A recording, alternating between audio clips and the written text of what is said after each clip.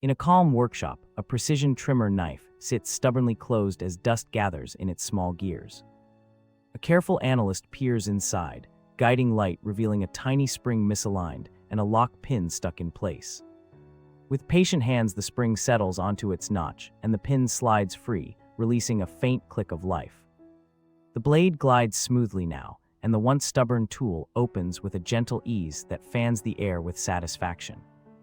The scene ends with a quiet smile as the trimmer breathes easy once more.